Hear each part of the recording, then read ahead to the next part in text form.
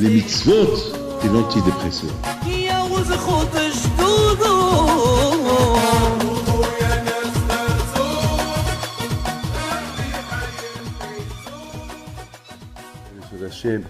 Je voudrais aujourd'hui expliquer quelque chose d'extraordinaire.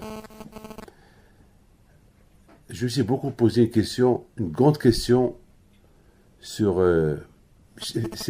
pour moi, vous savez, dans la vie, il y a des découvertes. Les gens, ils découvrent. Dans la science, on découvre. C'est le monde des découvertes. Dans la technologie, dans tout. Même aujourd'hui, on découvre comment bénir une personne. Des opérations chirurgicales. Vous savez, il y a quelqu'un que j'ai vu il y a quelque temps, je ne l'ai pas reconnu.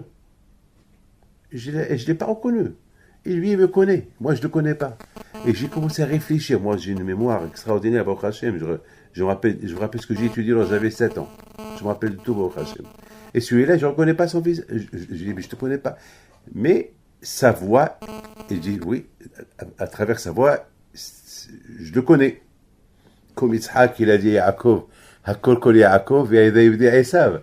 Attends, Yitzhak, il ne voit pas, mais il touche. Esav, il était poilu. Il touche Yaakov, il est poilu. Je dis, mais la voix, c'est Yaakov. Alors celui-là aussi, c'est le visage, c'est pas lui. Et finalement, il me dit son nom. Lorsqu'il m'a dit son nom, je dis, c'est pas possible, c'est pas toi. Il dit, oui, mais j'ai arrangé mon visage. Maman, d'ailleurs, aujourd'hui, il y a beaucoup de terroristes. Je sais pas, moi, même des... Je sais pas, terroristes, ou je sais pas, il y a des gens qui veulent changer leur visage. Il y a des opérations. Aujourd'hui, tout a changé. Le monde change. Et la Torah, elle ne change pas, mais on la découvre. La Torah, c'est la Torah.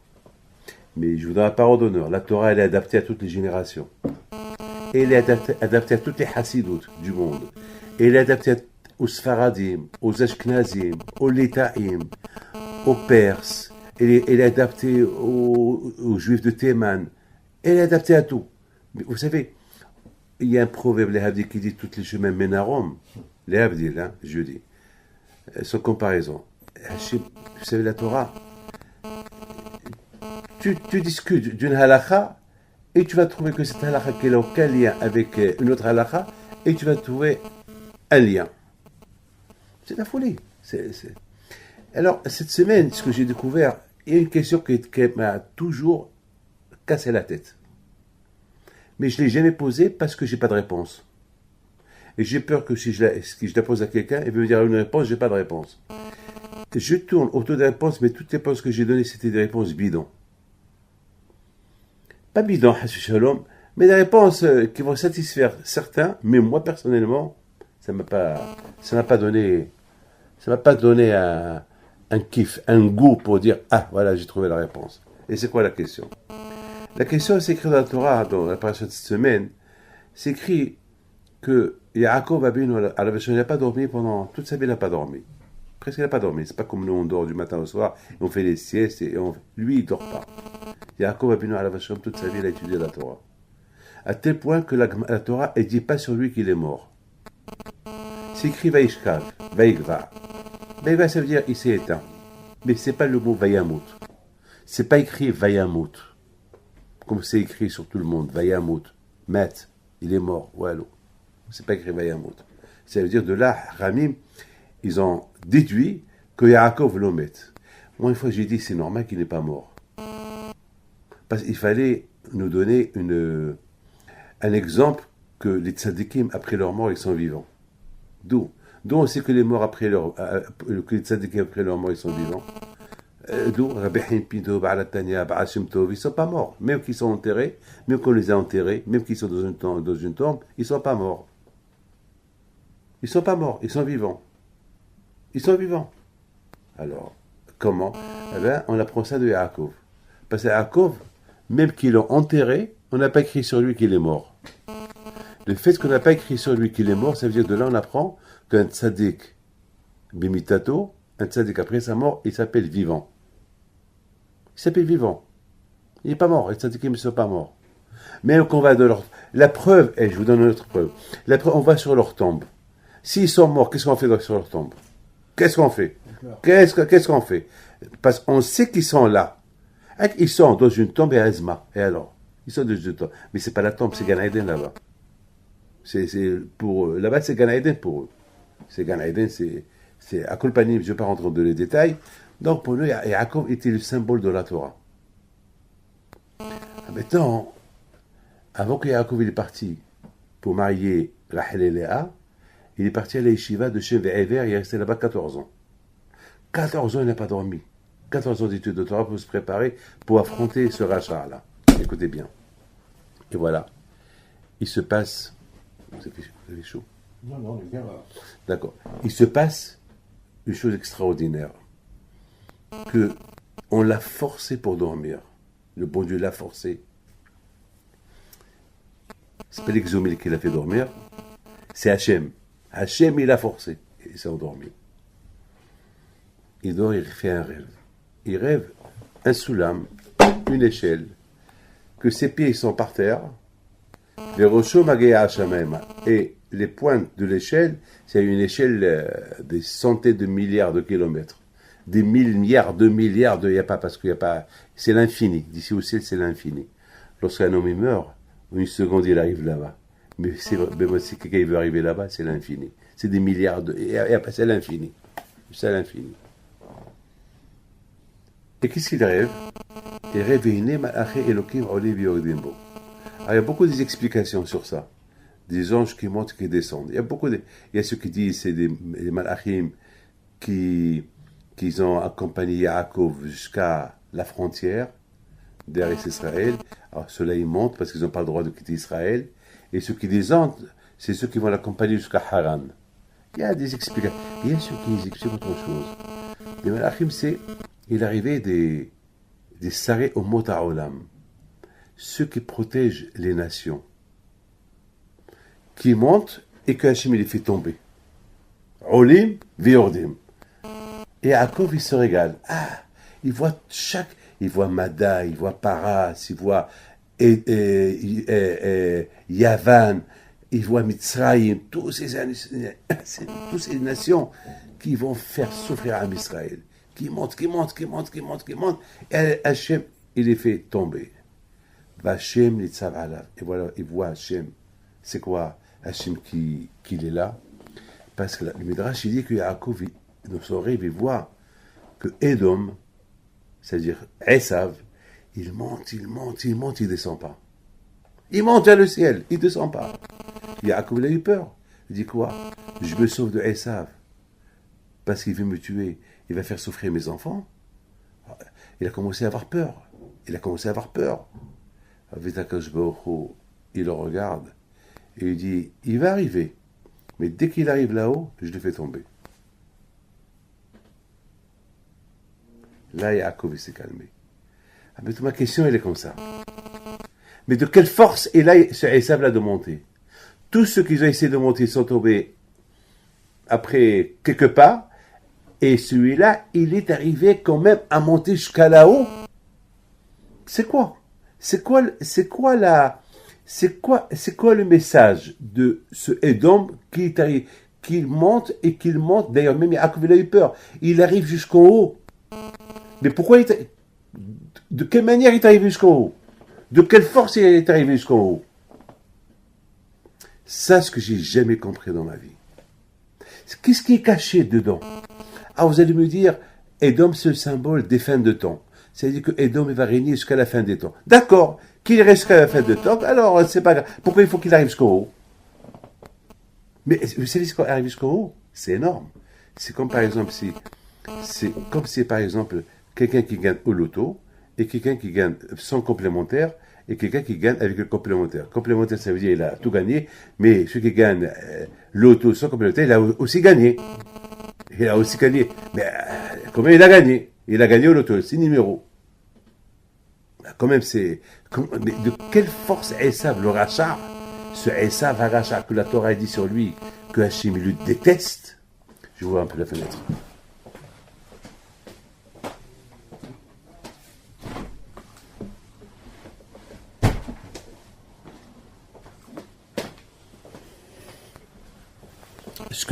Ce qu'il faut bien comprendre, c'est comment ce Esav Rachar, il a réussi quand même à arriver jusqu'à là-haut. Je comprends pas. Je ne comprends pas. J'ai essayé de... Je comprends pas. Il était Rachar, il n'a pas étudié la Torah, rien du tout. Qu'est-ce qu'il fait jusqu'à là-haut? J'ai beaucoup réfléchi. Beaucoup réfléchi. Et j'ai pensé à... Il y a un prophète qui dit comme ça. Il y a un prophète qui dit, avant que Mashiach va venir, il y aura beaucoup de hukma. Le monde va se remplir de sagesse.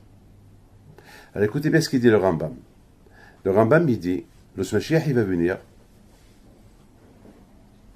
Olam ki minhago noheg. Tout le monde se pose la question, qu'est-ce qui va se passer lorsque Mashiach va venir? Il y a ceux qui disent, on va retourner au Moyen-Âge. Il y a ceux qui disent, on va retourner à l'époque de Adam Arishon. Chacun ce qu'il dit. Le Rambam, il est contre tout ça. Et c'est vrai, moi, je suis d'accord avec lui. Je ne vois pas que le monde il va changer. Il y aura toujours les immeubles, il y aura toujours Paris, il y aura toujours Londres, il y aura toujours l'Amérique, il y aura toujours 770, il y aura toujours la Yeshiva, la rue du Plateau. Rien ne va changer. Ce qui va changer, c'est que les gens, ils vont croire en Dieu. C'est tout. Il n'y aura plus de guerre. Il n'y aura plus de vol. Il n'y aura plus de malice. Il n'y aura plus de tzara. Ça veut dire, le monde, il va revenir comme l'époque que Adam Arishon, il est né avant qu'il a fauté. C'est-à-dire qu'il n'y aura plus le nahash. Il n'y aura plus de tzara. Vous n'aurez plus de tentation. Vous n'avez plus envie de voir une autre femme, à part votre femme. Il n'y a plus de mort, il n'y a rien. C'est plus, le monde il va retourner à ce qu'il était avant le faute de Adam Arishon. C'est ce que le Rambam il explique. Il y aura les avions. D'ailleurs, moi j'ai répondu à une belle question. Une fois j'ai dit, attends, comment c'est écrit dans le prophète que chaque Shabbat, on va tous aller à Jérusalem passer Shabbat. Comment on va aller? Alors celui qui habite en Australie, comment il va faire? Alors ça veut dire, il va quitter l'Australie pour aller à Jérusalem. Il va arriver, je ne sais pas quand, 3 jours plus tard. Il va retourner. Alors, il va retourner encore, quoi. Il y a 3 jours d'aller, 3 jours retour. Comment on va faire? C'est pas possible. Donc, peut-être on va devenir téléguidé. Peut-être on va connaître, il va avoir des, je sais pas, des techniques, on va être invisible. En une seconde, on arrive là, on arrive. Ou bien, on connaîtra le schéma Méphorach. Il y a un Shem que les tzadikim connaissent, il s'appelle le Shem HaMephorach. Hein? Un des noms d'Hachem. Et avec ce nom-là, ce que tu veux, il arrive. Tu dis, Bisrout, ce nom-là, je vais aller en Australie. Tu fermes tes yeux, tu ouvres tes yeux, tu es en Australie. Donc c'est facile. Tout le monde, puisqu'il n'y a pas de Sahara, tu ne vas pas utiliser ce nom-là pour faire des bêtises. Donc, puisqu'il n'y a pas de Sahara, donc tu vas utiliser ce nom-là uniquement pour faire une bonne chose. Donc tout le monde peut aller au Shalaim.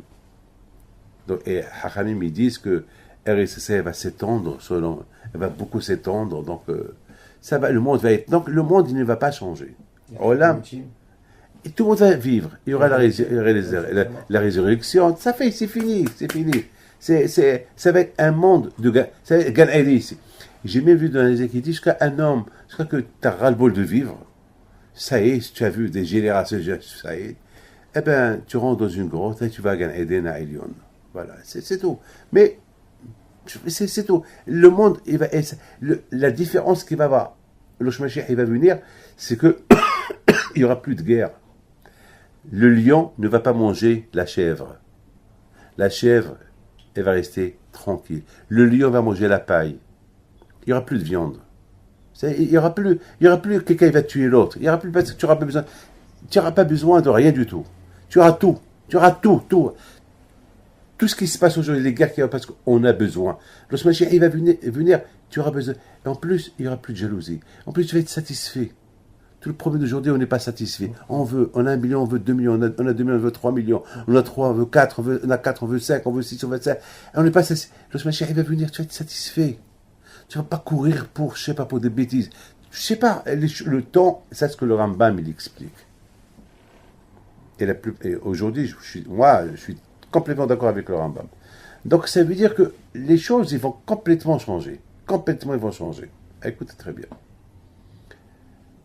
Donc, maintenant on a un problème. Mais, c'est que le problème, c'est avant que Mashiach il va venir, c'est ça où il y a le problème.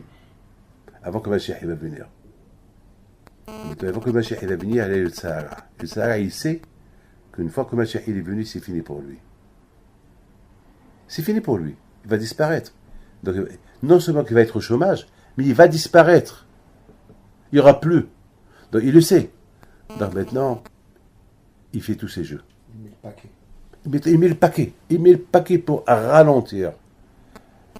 Il met le paquet pour ralentir. Alors, il a des systèmes pour ralentir. Alors, les systèmes pour ralentir la technologie d'aujourd'hui. Cette technologie d'aujourd'hui, elle est super, elle est bien, très très bien, a priori elle est bien, mais ça dépend comment on l'utilise. Ça dépend comment il est utilisé. Si il est utilisé dans la bonne chose, ah ben c'est super. Si il est utilisé dans la mauvaise chose, ah ben c'est pas bien. Le prophète il dit qu'avant que Mashiach va venir, il va avoir une grande hokma. Il va avoir une grande sagesse. Vous êtes en train de voir que moi j'ai 62 ans et demi. Si je vois un peu en arrière, je vois rien qu'avec 30 ans en arrière, je vois pas 60 ans, je vois rien que 30 ans en arrière. Il n'y avait pas de portable, il n'y avait pas les ordinateurs, c'était à peine, il n'y avait même pas. Qui avait les ordinateurs? Il n'y avait rien. C'était avec le Patagone qu'il avait les ordinateurs, c'était avec le Patagone qu'il avait l'Internet. C'était rien, l'Élysée, ils avaient à peine quelque chose. Il n'y avait rien. Aujourd'hui, même le Pentagone, il a peur de cette technologie aujourd'hui, parce qu'aujourd'hui, c'est que Dieu préserve. Il paraît qu'il y a quelqu'un, il y a beaucoup de fois, ils arrêtent en Amérique, des gens qui arrivent à pirater, à rentrer à l'intérieur. Même en Israël, même en France, c'est grave ce qui se passe aujourd'hui. Le monde est devenu dangereux. Qui sait, demain, un jeune homme, il peut provoquer une guerre mondiale. On ne sait jamais ce qui peut arriver aujourd'hui. On ne sait jamais ce qui peut arriver.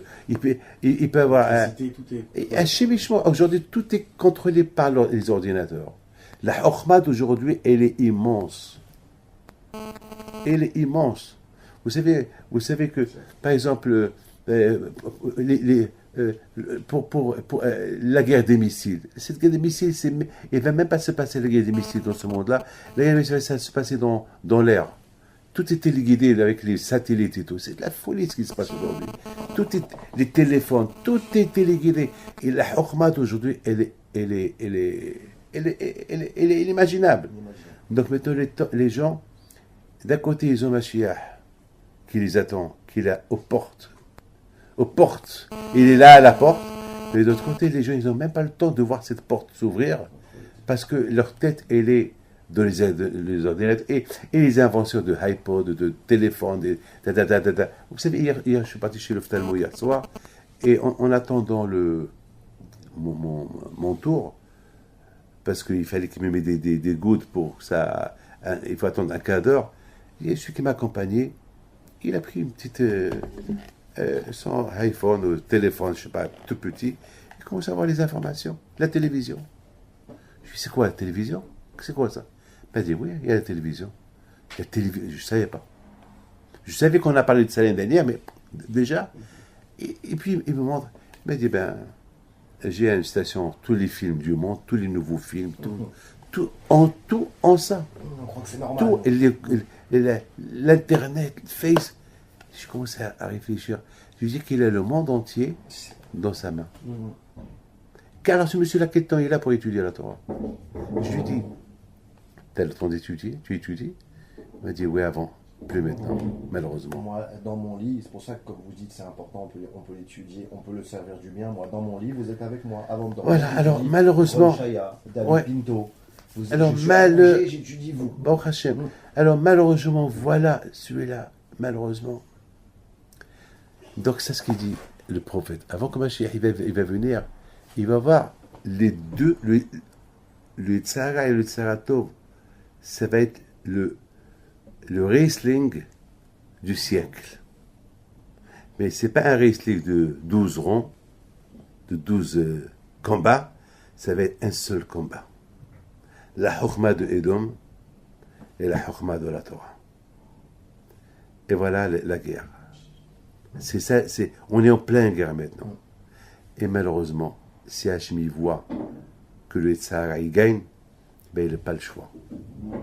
Hachmi va commencer à voir ceux qui étudient la Torah, parce que je vous donne la parole d'honneur. Ne vous savez pas c'est quoi ces gens-là qui étudient la Torah, de quoi ils se privent. Ils se privent de beaucoup de choses. Alors quand il va avoir de la peine pour eux. Il dit, regarde, au moins il y a ces gens-là qui étudient, qui sont loin de tout ça. Ils savent qu'il y a le Tzara. Par rapport à cela, quand je il est prière des tzadikim, il va apporter Mashiach. Parce que la Chokhmah de Edom va être tellement importante, qu'ils ne vont même pas nous donner le temps.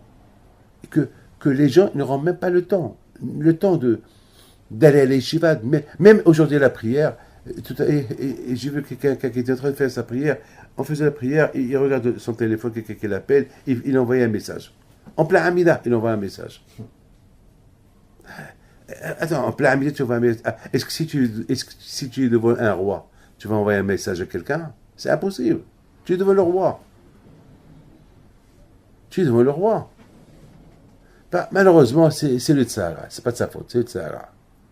Ah, maintenant, d'après ce que je suis en train de vous dire, j'ai réfléchi à une chose extraordinaire. C'est écrit dans la Torah. Écoutez bien. Vaishlach Yaakov Malachim. Yaakov, maintenant, après qu'il a habité 22 ans chez Laban, maintenant il vient avec ses femmes, ses enfants, et il envoie à Yaakov, à Esav. Voilà, j'arrive. Alors, je vous pose la question.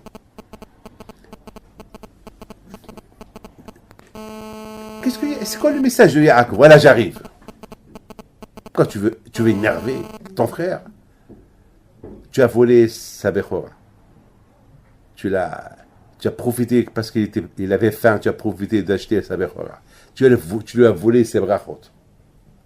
Et maintenant, tu lui dis, voilà, j'arrive.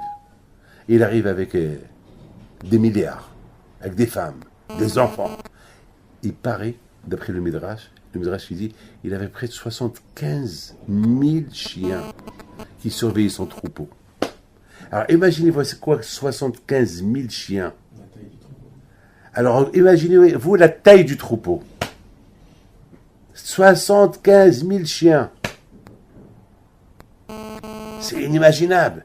Il arrive avec une ville entière avec lui, les chevaux, les avadis, parce qu'à l'époque, le business de l'époque, c'était les animaux et les esclaves. C'est pas comme aujourd'hui, c'est l'argent, tu les as en banque, l'immobilier. À l'époque, il n'y avait pas ça. À l'époque, c'était les bétails, c'était le manger. Pourquoi tu fais ça? Et après, il a commencé à avoir peur. Après, ils se sont affrontés. Bon, après, ils ont fait la paix. Et après, chacun est parti. À un moment donné, même Esav, il a admis, il a dit à Yaakov, bon, je vais rester avec toi. Yaakov, il a dit, non, je ne veux pas rester, tu ne restes pas avec moi. Je t'en prie, je reste avec toi. Non, tu ne restes pas avec moi. Ils se sont séparés, à vie. C'est quoi ça? Yaakov, il embête Esav. Il lui dit, voilà, j'arrive. Après, Yaakov, il a peur. Après, il affronte. Après, il le gagne. Après, Esav, il dit, je veux rester avec toi. Yaakov, il dit, non, je ne veux pas que tu restes avec moi. Après, je t'en prie, je reste avec toi. Non. Je ne sais pas. C'est quoi ça? C'est quoi cette histoire? On ne peut pas nous laisser tranquilles. On ne peut pas nous dire, ça y est, depuis qu'ils se sont séparés, lorsque Yaakov est parti se marier, ça suffit. Ça suffit l'histoire. Ça suffit. Non, On est C'est quoi cette histoire? Écoutez très bien. Maintenant, vous avez deux questions que je vous ai posées. La première question que je vous ai posée, c'est quoi le message? C'est quoi le message de Yaakov dans son rêve qui voit un arc qui monte. Et à un moment donné, c'est le sar de Esav. Et je crois qu'une fois qu'il est arrivé là-bas, le bon Dieu le fait jeter. Pourquoi? C'est quoi le message? Pourquoi il n'est pas tombé au milieu? Pourquoi il a fallu qu'il monte jusqu'en haut? Première question. Voilà. Une deuxième question, cette histoire de Esav, cette rencontre de Yaakov et Esav, et c'est quoi aussi le message de cette rencontre de Yaakov et Esav? Vous savez, mes amis, lorsqu'on réfléchit un peu, on va voir qu'il y a ici deux messages. Le premier message, c'est qu'avant que Mashiach va venir, il va avoir la culture, la technologie de Edom, elle va être tellement grande et forte, elle va être maquillée, déguisée. C'est quoi maquiller et déguiser? Et ça, il a compris que c'est pas en tuant les Juifs qu'il va réussir à nous éliminer, parce qu'il n'a pas réussi à nous éliminer. Les Romains, ils ont tout fait pour nous éliminer, ils n'ont pas réussi. Les Grecs, ils ont tout fait pour nous éliminer, ils n'ont pas réussi. Hitler, il a tout fait pour nous éliminer, il n'a pas réussi. Il peut pas. Aucun. Jusqu'à qu'on pense nous éliminer, elle a fait un Kadosh Baruch Hu, on dit Vehi she'am dalavote. Chez le Ehad Bilba. On dit, chaque génération, il y a un Hitler. Chaque génération, il y a un qui veut nous détruire. Ou au niveau spirituel, ou au niveau physique. Et Akadosh Baruch Hu Matzilin Miyadam. Et Akadosh Baruch Hu nous protège. Mais regardez l'histoire. Regardez l'histoire. Regardez combien de nations, ils ont disparu complètement. Les Juifs, bon, on n'est pas des milliards. Hein. On est quelques millions, pas plus. Hein. On n'est pas des milliards, on est quelques millions, pas plus. C'est tout ce qu'il y a. C'est tout ce qu'il y a. Vous savez, à l'époque, vous allez être surpris d'écouter ce que je vais vous dire. Au Moyen-Âge, il ne restait que 250 000 Juifs dans le monde. Je ne sais pas si vous saviez ça ou pas. Voilà, je vous le dis. Vers le Moyen-Âge, après les croisades qui ont tué tous les Juifs d'Europe, il y avait des pogroms dans le monde entier. Il restait 250 000 Juifs dans le monde, entre Ashkenaz et Sfarad. Dans toute l'Europe, tous les Juifs ont été anéantis. L'Angleterre, la France, l'Allemagne, la Pologne, à l'époque des croisades. Les 3 croisades qu'ils ont fait pour aller récupérer Jérusalem. Il ne restait plus rien. C'est mamache. C'est l'histoire à un moment donné, il ne restait plus rien presque dans le monde. Et voilà, grâce à Dieu, il y a toujours des renaissances. Donc, c'est extraordinaire. Après la Shoah, à partir de la Shoah, écoutez bien, vous n'avez jamais entendu ça. À partir de la Shoah, à l'époque des Hitler, déjà, on a commencé à imaginer la bombe atomique. Albert Einstein a commencé à imaginer la bombe atomique pendant la Shoah. Et c'est ce que les Allemands ils voulaient. Ils voulaient cette bombe atomique. Donc d'un côté, ils veulent tuer les Juifs, et de l'autre côté, ils veulent aussi la bombe atomique. Pour tuer qui? Donc finalement, Hitler il est mort, et à partir de là, il y a eu la Shoah, mais depuis, il n'y a plus de Shoah. Mais il y a ce qu'on appelle la Shoah spirituelle. Cette Shoah spirituelle, l'assimilation, le Juif qui disparaît petit à petit, sans guerre, sans rien, à travers la technologie. Et c'est ça ce qu'il a vu Yaakov dans le rêve. Il voit Esav qu'il monte. Ça veut dire une technologie maquillée, une technologie déguisée. Ça veut dire, dans la technologie de Esav, il y a la Torah. Aujourd'hui, on peut faire Dafayomi dans, je sais pas moi, par Internet. On peut faire, aujourd'hui, il y a ce qu'on appelle, il y a aujourd'hui la liberté totale. Comment tu peux accéder à être ou juif ou ne pas être juif. Aujourd'hui, c'est tellement facile de fauter. À l'époque, je dis quelque chose, lorsque j'avais 20 ans, je me rappelle, j'étais à la yeshiva. Et j'avais pas 20 ans. J'avais, je crois, 16, 17 ans. Et il y avait partout, il y avait là-bas comment ça s'appelle, un film sur la Bible. Et tout le monde parlait, tout le monde parlait de ce film-là. Mais on pouvait même pas rentrer au cinéma, parce que même si je voulais rentrer, j'étais à la yeshiva.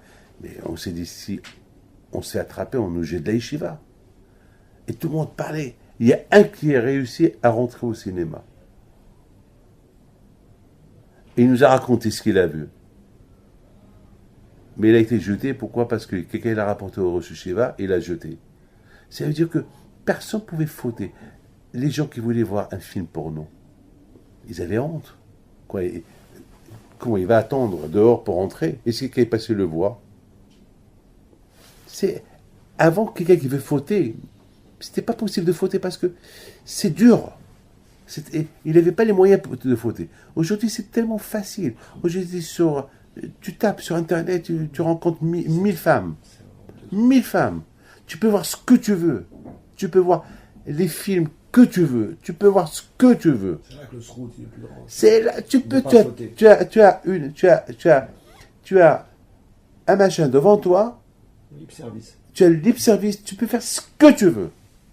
Et dedans, il y a et la Torah. Il y a dedans Dafayomi. Il y a les cours de Rabbi David. Il y a tout. Mais aussi, il y a tout Yaakov, il y a tout Esav. Il y a un de mes enfants qui m'a dit qu'aujourd'hui, sur Internet, on peut trouver tous les livres de Torah. Tous les livres de Torah. Tout ce que tu veux sur la Torah, tu peux le trouver. Donc, tu as tout là-bas. Tu as Yaakov et Esav. Tu as Yaakov et Esav dans cette petite boîte qu'elle mesurait. Voilà, une petite boîte. Tu as tout là-bas. Maintenant, ton livre arbitre. C'est de ça que Yaakov il a eu peur. Il a vu et Esav, et Yaakov il connaît Esav. Esav c'était un malin. Il a vécu avec lui. C'est un malin. Il fait semblant qu'il est religieux. Il fait semblant qu'il connaît la Torah. Il discute avec son père Torah. C'est que son père, il croit que son fils est un tzaddik. C'est ce qui va se passer à la fin des temps. C'est ce que Yaakov il a vu. Il voit un Esav déguisé, avec une barbe, avec une technologie, le cerveau de Esav et l'habit de Yaakov.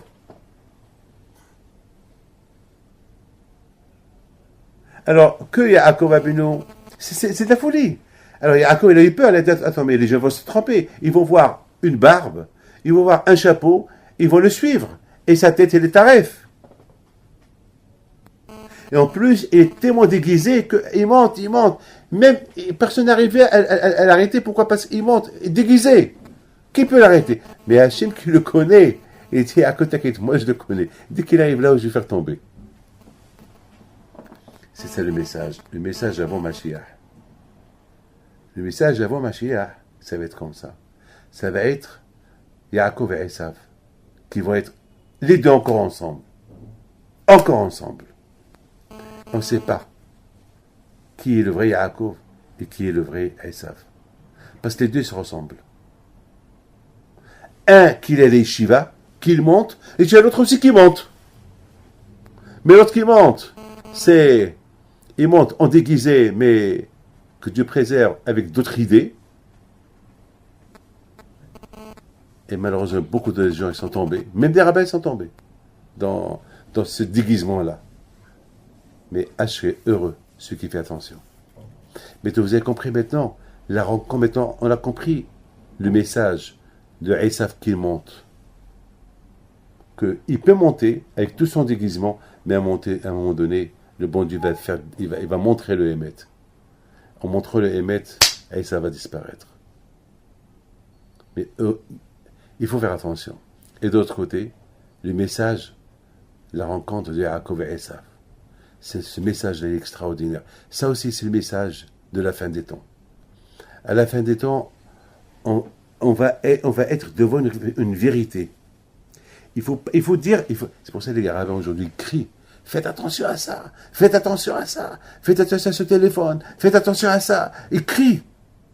Mais pourquoi vous criez? Mais si on ne crie pas, on crie, on vous déclarez la guerre.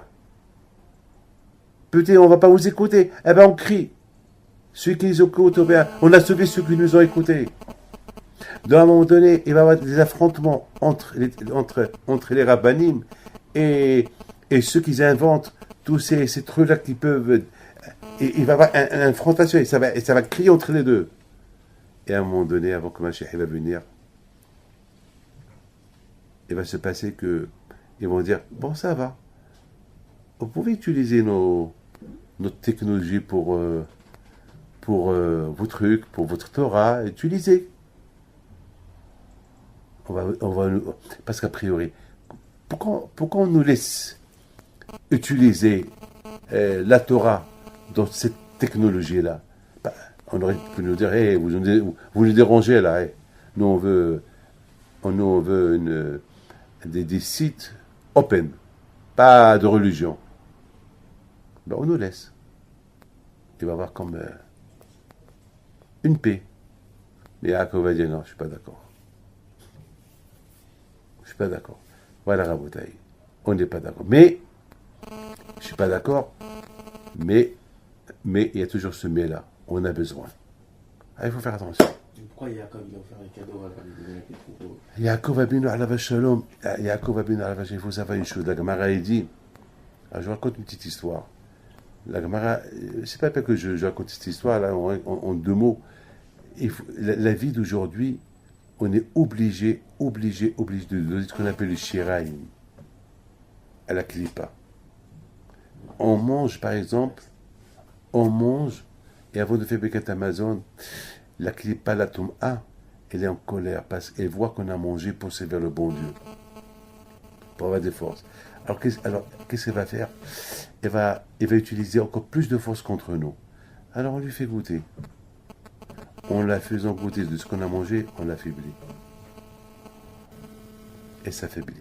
Parce que les forces avec lesquelles il voulait venir me combattre, je l'affaiblis avec les shiraïm que je lui donne. Avec les maïm que je lui donne, ça l'affaiblit. Donc, elle continue à me battre, mais on fait avec faiblesse. C'est la Kabbalah, ça. Maintenant, vous avez bien compris maintenant, et je vous raconte une histoire de Baal Shem Tov. Une fois, Baal Shem Tov, il se promenait avec ses élèves.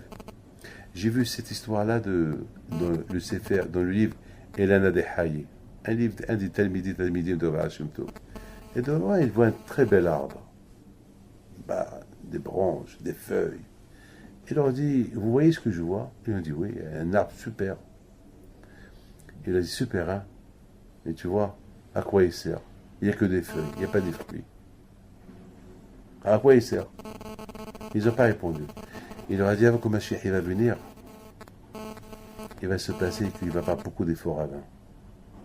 Beaucoup de rabbins qui vont recevoir les gens pour les arnaquer. Comme cette semaine, j'ai fait une guerre à un qui est venu ici, je ne sais pas d'où, je ne vais pas vous dire, il a demandé à quelqu'un 100 000 euros pour lui enlever une gezera. 100 000 euros. Le pot, il a tellement fait peur. Ce monsieur, il m'appelle. Alors je lui dis, dis-lui qu'il vient chez moi, je lui ai donné 100 000 euros. Qu'il vient chez moi. Moi, je lui donnais, je dis que tu me les donnes, et moi, je lui donne. Il a appelé, il a dit non, c'est pas la peine. Il a dit, la gezera, elle va arriver, mais je ne veux pas aller voir David, non. Alors je lui ai redit, il m'a rappelé, je lui ai dit, dis-lui que cette gezera va arriver sur lui. Que moi je la transmets de lui à lui. Dis-lui ça, de ma part, et qui crève, et qui meurt. Un rachat qui fait peur aux gens pour voler les gens. C'est ce qui s'est passé cette semaine, j'ai plus de réponse. Hachim Tovidi, avant que Mashiach va venir, il y a beaucoup d'efforts rabbins. Des belles arbres, il n'y a pas de fruits. Alors c'est Talmidim, il a posé la question. Alors comment on peut savoir entre le vrai et le faux? Parce que tous c'est des arbres. Tous ils ont une barbe. Tous ils ont des branches. Tous ils ont des feuilles. Comment?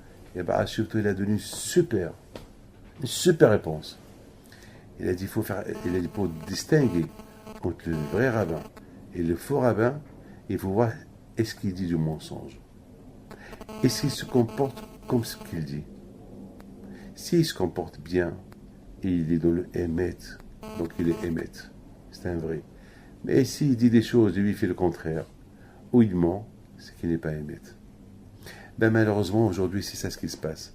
Aujourd'hui, on transmet, on maquille le émet, on maquille le faux avec le émet. Je répète, on déguise le faux avec le émet. Donc on ne sait pas. Donc il faut faire beaucoup attention pour distinguer entre le émet et le faux. Vous savez, j'étais en Italie, j'étais à Shanghai, et j'ai vu on m'a montré des sacs à main. Vuitton, des Chanel. Et me dit, Rabbi David, voilà, cette robe, elle coûte 15 000 euros. Et cette robe, elle coûte 200 euros. Et c'est Chanel. Et vraiment, je ne dois pas redonner c'était identique. Alors, comment tu veux savoir où est le émet, où est le faux? Bon, moi, je ne connais pas. Et ceux qui connaissent, ils vont savoir. Moi, je ne connais pas. Mais les experts, parce que tu vois la robe, elle est là. Tu vois le Vuitton, il est là. Tu vois le sac Chanel, il est là. Et tu vois le faux et tu vois le vrai. Et tu ne sais pas lequel. Mais il faut... C'est-à-dire, il faut vraiment, entre la vérité et le faux, la Torah s'appelle Emet. La Torah s'appelle Emet. Oh, oui, c'est vrai, la Torah s'appelle Emet. Très bien, super. Mais la technologie aussi, la vie, c'est aussi Emet. C'est aussi... Alors, où est le vrai? Alors, il faut faire attention. Et je termine avec... maintenant, c'est ça la connexion, ces deux parachutes de Vaïtse et Béchalah, Vaïshlah. C'est le seul message. La paracha de Vaïtse, elle nous parle du message de Mashiach, qui va se passer à la fin des temps. Et la paracha de Vaïshlah, elle nous parle aussi des fins des temps. Qu'à la fin des temps, Yaakov et Esav vont se rencontrer. Ils vont essayer, pas pour faire la paix, parce que Yaakov va commencer à voir que Esav, il veut s'impliquer dans la vie de sa famille. Donc il va lui faire une guerre d'une manière, c'est fini entre toi et moi. C'est fini.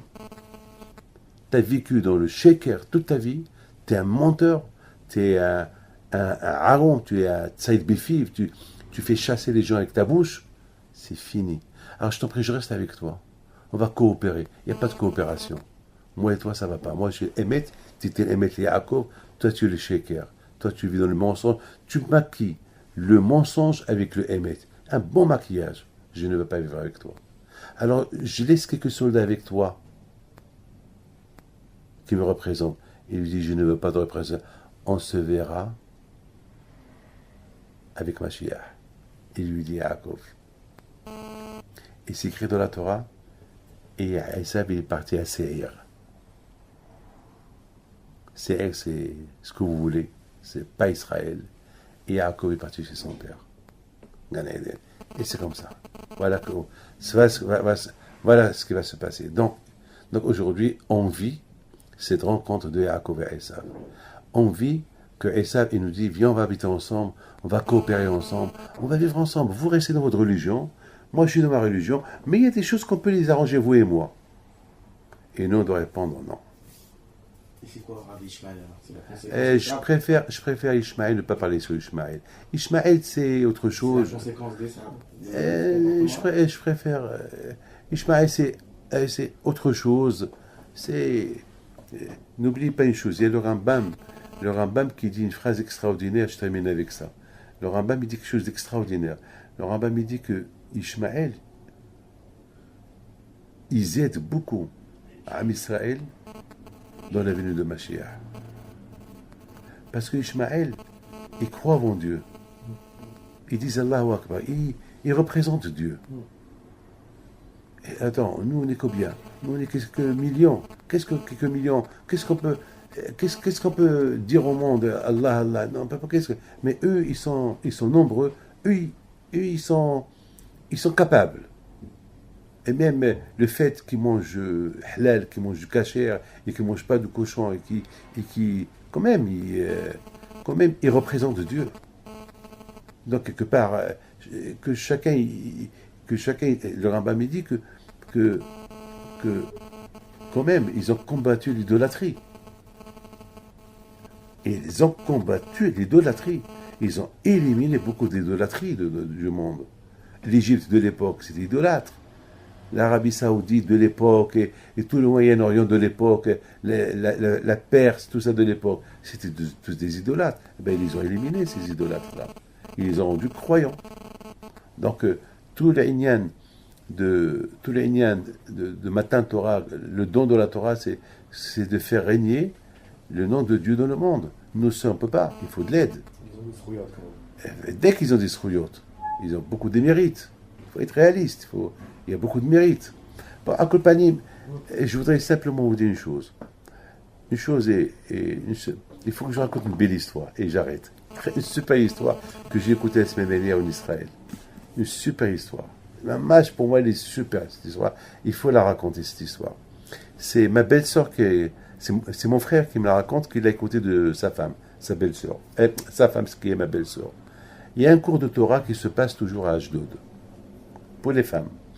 Il y a une femme qui n'a pas d'enfant. Et elle assiste à ce cours. Ce cours, le thème de ce cours, le sacrifice. Ça veut dire qu'un homme qui a un problème, s'il fait un sacrifice pour le bon Dieu, vraiment un sacrifice, je sais pas quoi, un effort en faisant une mitzvah, ah ben Hachem aussi fait avec lui un sacrifice. Ah, il y avait une femme qui n'a pas d'enfant. Elle dit, moi j'ai un problème, j'ai pas d'enfant, et voilà je suis tombée enceinte, et malheureusement j'ai perdu l'enfant, et demain j'ai rendez-vous avec le médecin pour faire le curetage. Alors, je fais un curetage demain, et je sais même pas quand je vais avoir un enfant. Alors, est-ce que je peux faire un sacrifice?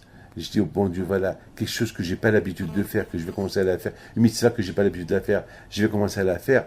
Est-ce que ça peut arriver que ce bébé qui est dans mon ventre, il revient, puisqu'il a dit qu'il est mort, et peut-être qu'il n'est pas mort. Il a dit, et peut-être il a mal entendu. Alors demain, je vais faire un curetage pour rien, alors. Je dis, madame, ça je ne peux pas vous répondre, mais derrière cette maison, il y a le tombeau de Rabbi Moshe Aaron Pinto, mon père, Alav Shalom. Va pèleriner là-bas. Pèlerine et prie à Kadosh Baruch Hu. Je ne sais pas, je ne peux pas. Va prier là-bas et prends ton engagement là-bas. Et si ça marche, ça marche. Je ne peux pas te dire que ça ne va pas marcher et je ne peux pas te dire que ça va marcher. Toi et ta Emouna. Alors elle est partie là-bas avec les femmes du cours. Et puis elle commence à pleurer. Et elle s'engage devant le tombeau de mon père. J'ai une télévision à la maison. J'adore ma télé. Eh ben je l'enlève. J'enlève la télé. Et je vais devenir religieuse. Et cette fille-là, c'est la belle-fille de quelqu'un qui habite à Ashdod, qui a des salons de mariage. Je ne peux pas dire son nom. Elle pleurait. Bon, de là-bas, elle est partie chez elle. Le lendemain, elle est partie pour faire le curetage. Elle pleure. Alors le médecin lui dit, bon, je sais, je te comprends. C'est après plusieurs années que tu n'as pas d'enfant. Je comprends. Bon, ils vont on la prépare pour lui faire le curetage. Et elle m'a dit, tu sais quoi? Eh bien, on va faire une autre échographie. Même que je t'ai fait 3 cette semaine, on va faire la 4e. Pour au moins que on n'a pas de remords, que tu vois pas qui va. Et il fait l'échographie. Il voit le cœur du bébé. Boum, boum, boum, boum, boum, boum. C'est l'histoire que j'ai écoutée la semaine dernière. Et je l'ai écoutée mercredi dernier, comme aujourd'hui, à Ashdod. Pendant qu'il y avait des bombes, des missiles qui couraient à Ashdod, à gauche et à droite. Voilà. L'échographie, c'est une chokma. C'est la chokma de Edom. Elle fait des bonnes choses et elle peut te dire des mauvaises choses. C'est-à-dire, aujourd'hui, il y a une technologie extraordinaire qui est super. ARMI, ces scanners c'est la chokma, hein? IRM. Tout vous savez, aujourd'hui, c'est la chokma. De l'autre côté, il y a la chokma, mais il y a aussi, dans la chokma, il y a des choses graves. D'un côté, tu vois des choses super, les satellites, c'est beau tout ça, c'est très beau. Mais d'autre côté, il y a aussi un chimichement, des choses graves. Alors, tu vois, comme moi, je voulais voir comment ça s'appelle l'enterrement d'un grand tzaddik live. Et en rentrant, celui-là avec qui j'étais, c'est le Rabbi Yashiv, lorsqu'il est mort. J'étais en Amérique. Donc, ils cherchent pour... Et voilà, on cherche et il y a quelque chose de sale qui est passé. J'ai dit, aide-moi ça. J'ai dit, d'un côté, je veux voir l'enterrement d'un tzaddik pour pleurer, et de l'autre côté, voilà, tu tombes sur des choses comme ça. Donc, ça veut dire, Esav qui monte maquillé avec une barbe. C'est ce qui va se passer avant Mashiach qui va venir. Et Yaakov, il a eu peur. Il a eu peur que ses enfants, ses petits-enfants, ils vont tomber dans le piège. Quand lui a dit, n'aie pas peur. Ils ne vont pas tomber dans le piège. Parce qu'il va y avoir des tzaddikim. Il va y avoir des petits garçons comme vous, que grâce à Dieu, vous allez faire attention, et avant d'aller dormir, vous allez écouter un peu de cours de Torah.